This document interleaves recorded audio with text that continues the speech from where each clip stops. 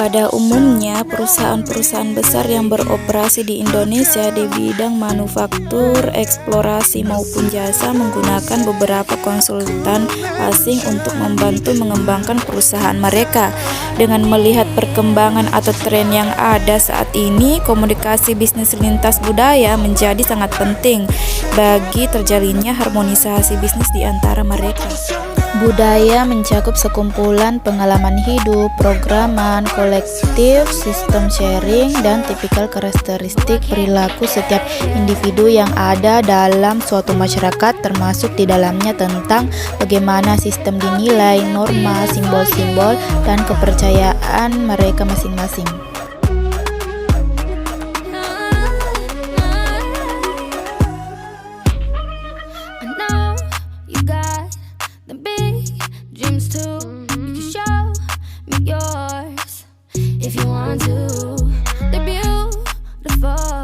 We can look at them for hours and surrender to the power. I see the words, these visions, they burn inside of me. Just out of touch, but still close enough to be part of me. I'll be the one the day comes.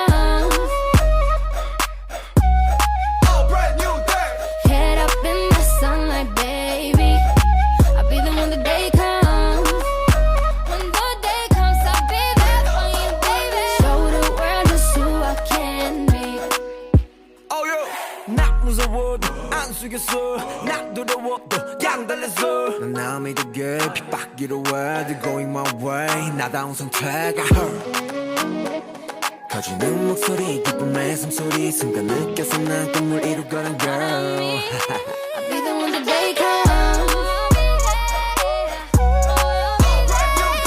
Head up in the sunlight baby I'll be the one the day comes.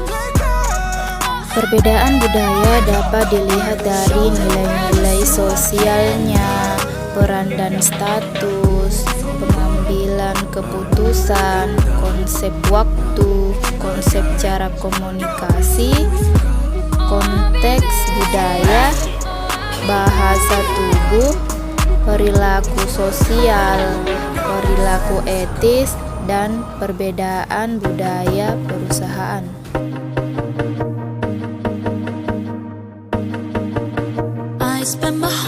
Dilihat dari nilai sosialnya, di daerah pedesaan masih terdapat nilai kebersamaan yang tinggi meski di dalam ilmu ekonomi mereka tertinggal.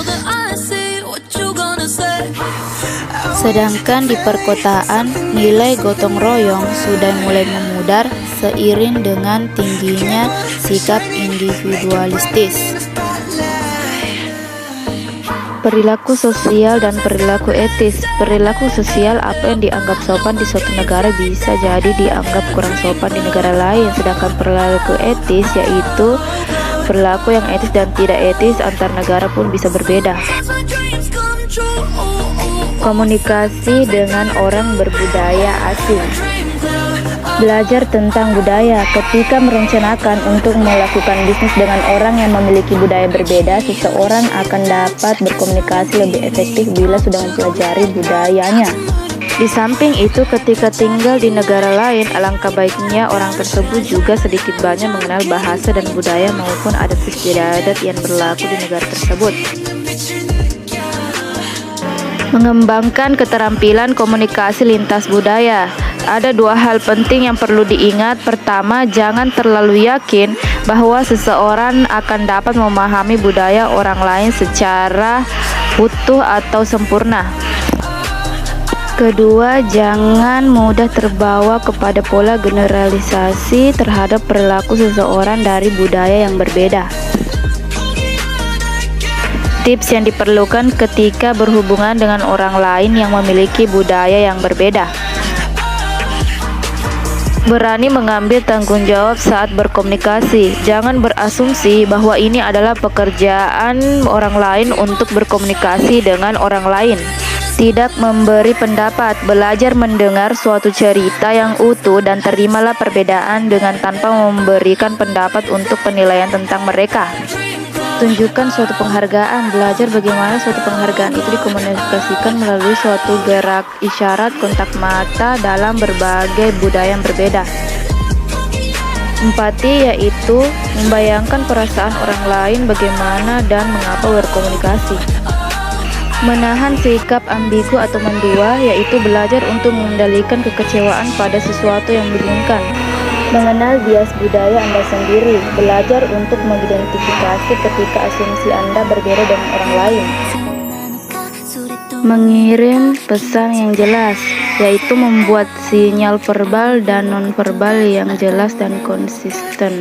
Sabar dan tekun, maksudnya ketika seseorang berkomunikasi dengan orang lain yang memiliki budaya berbeda, jangan mudah menyerah.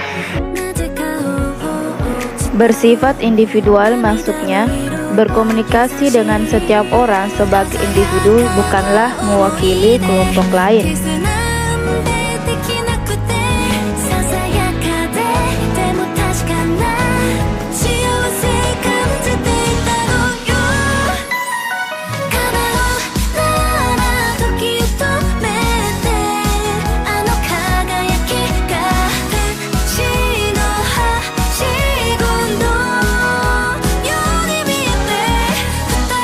Contohnya, negosiator dari Amerika Serikat cenderung relatif impersonal dalam melakukan negosiasi.